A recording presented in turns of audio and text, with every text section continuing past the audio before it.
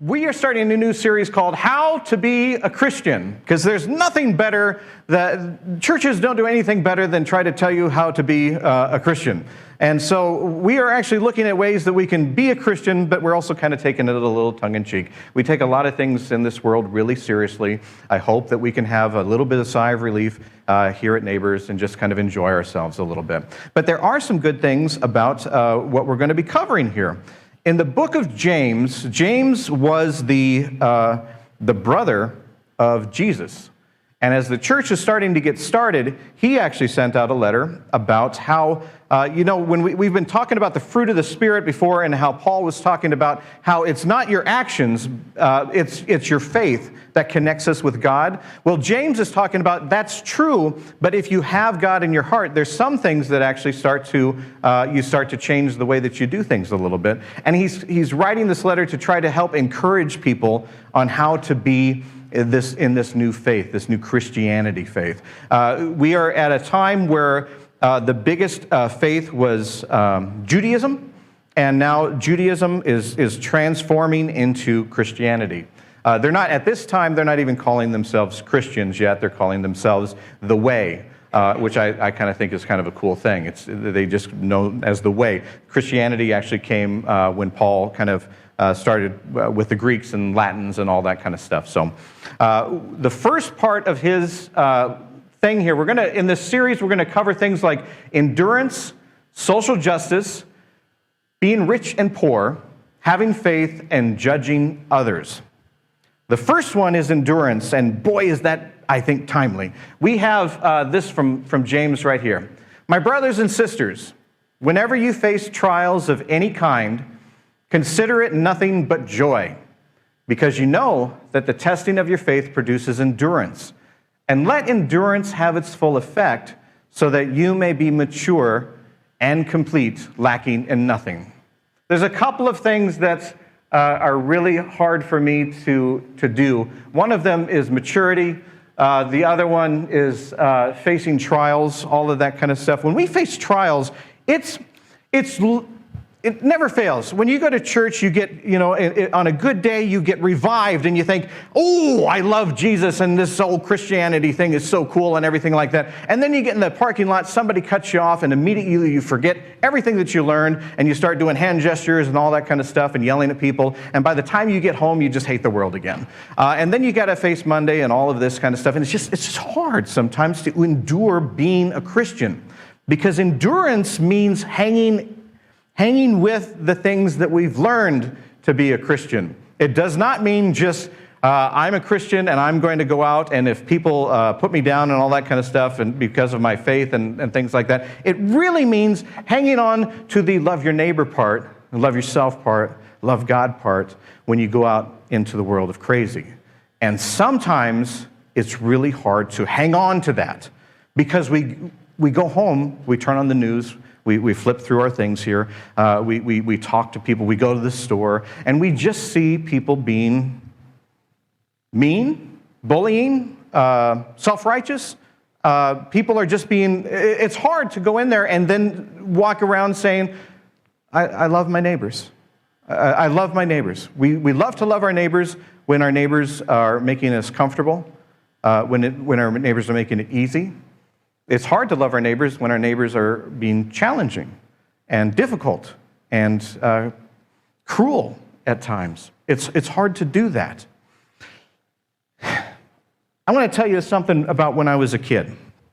When I was about, a lot of people know this, when I was about 14 years old, by the time that I was 14, I had made a mess of my life. I had made a lot of wrong choices, and I had been using drugs. I had been hanging out with the wrong people, and by the time that I was 14, I was in a treatment facility to help get me off of the drugs.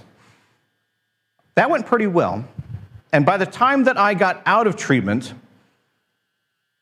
I was told that you can't hang out with the people that you were hanging out with because they've been kind of a bad influence on you. That's where all the drugs are. That's where all the bad behavior is. And so they encouraged me to try to find new places to play, new hangouts, and new people to spend my days with. I grew up in a small town. I grew up in Waverly, and at the time, Waverly is bigger than it is now, than it was then. I mean, it was really small, and so when I would get back 14 years old and come back into school and everything like that, I had to kind of readapt to my world. For the first time, I really, really felt like an alien in a strange land. I felt like an outsider. I had changed. Things about me had changed. I was living my life differently. My behaviors were different, but everything else around me had stayed the same. And so for me to come into this small town and know that the group of people that I hung around with, I couldn't do anymore, it was kind of a lonely feeling. I didn't make things much better. I was really excited about being off drugs and the new life and everything like that, you know. And I even wore this jacket that said "Hugs, not drugs." I was just really ready to be popular, you know. I mean, boy, are they going to think I'm cool now, because once they see that, you know, that I'm ready to hug. And so it was very difficult for me to find people. I began instantly known as that guy that went through that thing, and people like to talk about me and not to me in this small town. You know how small towns are. And so there was a lot of times when my outlook was challenged. My outlook on life was challenged, because I would go to school and everything, and I would just feel like I didn't know who I was at that time. I didn't know anything about, I didn't feel popular. I didn't feel like I had a close knit of people, So the days of going to school and living my life in this small town began to be a little bit of a trial. It began to be a little bit weary, because I was feeling many times quite lonely. And it was very hard for me not to have it was hard to have a positive outlook on the day.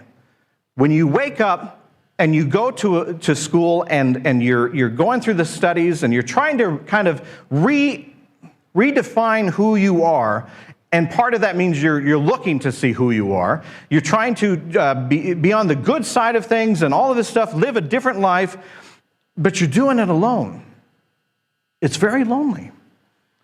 You see the people. It's not like I got to drop the old hangout people and then just move away. I was still in school with them. I was still in class with them. I was still seeing them on a daily basis. I just wasn't hanging out with them. I wasn't choosing to hang out with them. And sometimes that was pressure too, because some of those folks would run into me in the hallways, and sometimes they would say, "You really should come back. You really should come out. We're having a party this night, or whatever. You should really come out." And then other ones were saying, "We don't want you. We don't like you anymore. You've turned your back on us. We're turning your back." They called me sober boy and all that kind of stuff. It was just, but you really felt drained. You really felt isolated. You really felt alone. I had some teachers that were very, very supportive. But that doesn't help with the popularity either. When you're 14 years old and the only ones that are really wanting to hang out with you are the teachers, and you're wearing a "Hugs, not drugs" thing on your shirt there. And then when I was 15, I got a job at the local grocery store. First job I ever had. And it was just a walk down the street. And there was something about that change that changed so much for my life. I started working there, and there was, I didn't know people there. Most of the people there were older than I was. Most of them were in college age or things like that. And there was this, I remember working, I was stocking stuff, and I was off at 4, and I was watching the clock, and it was almost 4. It had been a long day and a busy day, and I was just, I wanted to be off at 4. And the owner came up to me and he said, "Hey, the guy that comes in your next shift is going to be late." And he kind of rolled his eyes and he said, "Again. And so can you work just a little bit longer?" And I thought, I hate this guy. I don't even know who he is, but I really hate him. And so I'm working and all this kind of stuff, stocking and everything. And then in comes this guy about a half hour later, He looked like Howdy Doody gone bad. I mean, he was just this college guy, came in, red hair, and just this smile on his face, and he was just, he was hard not to, you wanted to hate him, but you can't hate, a guy that looks like Richie Cunningham. You just can't, and he apologized for being late. And for some reason, the initial conversation, that started up a friendship. He was in college. I was 15. But I was told that I was always an old soul. That's probably why I don't have hair or anything like that. I think I lost it at 12. But we started to have this friendship because we both liked the same kind of things. We both liked Looney Tune cartoons, and we both liked Laurel and Hardy. And that was all that we needed. That's all we ever talked about was Looney Tune cartoons and Laurel and Hardy. And so we had this time where we would work, we started to work these shifts together. And as we started to work these shifts together, I found that work was a delight. It was joyful because Kyler is what his name was, Kyler Hayes. He was the funniest person I had ever met. Just by telling his stories of his life, they were hilarious. You ever been around people that just by being themselves, they just make you smile, and they're funny, and they're dumb and stupid in the stories, but they're just a delight, and you just look forward to being with them every day. And so I started hanging out with Kyler on the other after work as well. He was into bicycling. He was a big bicycle person. And he would ride his bike from Waverly to Lincoln, and then around Lincoln quite a bit, and come home. And he asked me if I was ever into biking. I wasn't. I spent most of my life, walking the streets and doing drugs and stuff. We don't ride bikes very much. Stoners do not really ride bikes. They just sit and giggle and then get the munchies. So that's basically our existence. But I bought a bike. I had my first big purchase with my work money is I bought a bike because Kyler was just so fun and just so fun to be around. When he asked you if you want to go biking with him, you think that's going to be fun too. So I bought this bike and I started to ride with him.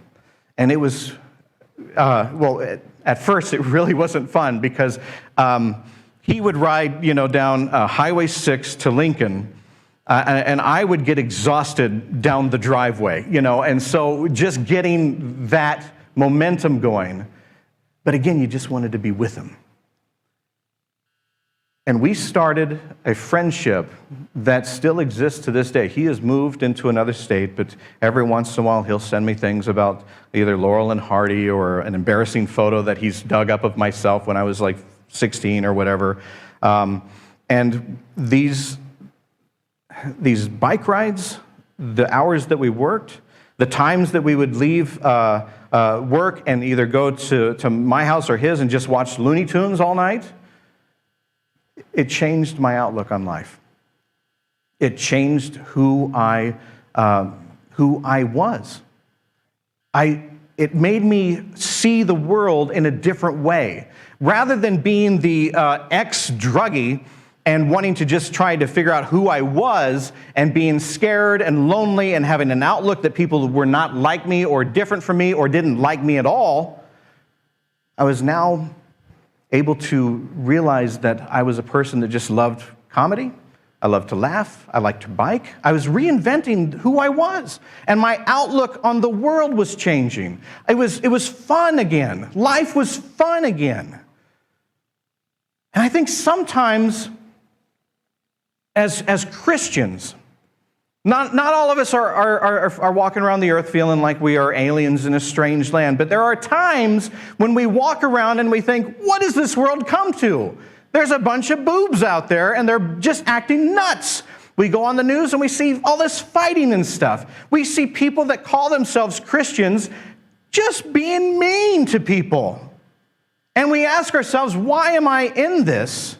And enduring that is sometimes so tiring. You know, it's funny. I have heard several times in the last couple of weeks, Will and I were just talking about this morning, people coming up to me and just saying, I am so tired of being flooded with negativity, with hatefulness, with dark news, with just such seriousness. And that's what I love about Neighbors, because we take God very seriously, but we don't take ourselves very seriously. If we did, I mean, we would be a completely different type of church. But who we are can help us to endure and grow in what we believe. I could have felt very negative about the world. I could have felt all of my life isolated, alone. I could have woke up every day and had a negative outlook of what that day was going to look like. But something happened that gave me just another focus. That's it. Just a slight turn. We don't have to turn our backs on things that are happening. Sometimes all we have to do is just change that focus. You know, we have like 2 cameras on our system here, and sometimes we'll be shooting from like this camera, and it'll shoot one side, and sometimes it'll shoot from this side, and sometimes just that change makes it look completely different. You notice things you didn't notice before. We can do that in our Christian life as well, too. We can walk out there and have a preconceived notion that everything is ugly out there. We can walk out there and just think that the world is a stinkhole and that everybody in it stinks. We can walk out there and think that all Christians are just icky. Or we can kind of change that perspective and start looking at the things that remind us of who we are, remind us that Christianity is not about the ugly and the hatred. Christianity is about the joy. That's why they call it the good news. They don't call it the trial or the deprivation or the things that are just going to hate. They call it the good news. And I see good news. If I just look, I see good news. I see people out here. I see like Gail. I see Julia, who are hilarious. They are funny people. They are a joy to be around. They're older than dirt, but they are a joy to be around. I see people that make a difference. I see a young couple over there, well, sort of young, that are getting married this month. And it's joyful. I got a chance to talk to these guys, and they really enjoy being around each other. Those are things that we can remember. I see Jim, who's wearing, what's your shirt say? Mr. Rogers did not adequately prepare me for the people in my neighborhood. And he brought cookies this morning. I see people like Nicole jumping up and saying, I want to do announcements. I see Julianne. I got nothing for her. She's just, but I'm glad you're here. No, I see you with your kids. I mean, they're getting older. Seeing when they first came to this church, every one of them was 2 feet tall. And now they're like this. You're still 2 feet tall. I don't know how that happened, but they're like this. I see the Beckners that always give joy. I see people making a difference in this world. I see people that, even though the world can be ugly out there, I still see beauty. Beauty in humor, beauty in friendships. I see people standing up for people. I see people advocating for their neighbors. I see people doing things like an uncomfortable thing of like wearing a mask because they care about their community. I see people that help me endure life. Now, I do have a choice. I can walk out of here and I can have a negative attitude and I can think everybody is stinky. And I can go out and you put that in your head and then you go out and that's all you'll see. You know? It's like when you buy a new car. You buy a new Toyota or something, you go outside and you think, wow, everyone has that car. because you're looking for it now. And you can see that negativity everywhere you go. Or I can remember that this is good news and that I'm part of that good news. And I can go out with the specific intention of looking for good things. The people that show what Christianity truly is. The people that show what Christ truly meant when he said, love each other the way that I loved you. And that will give me strength to face the other things. There's no way that I'm not going to be able to just unsee the darkness in our world.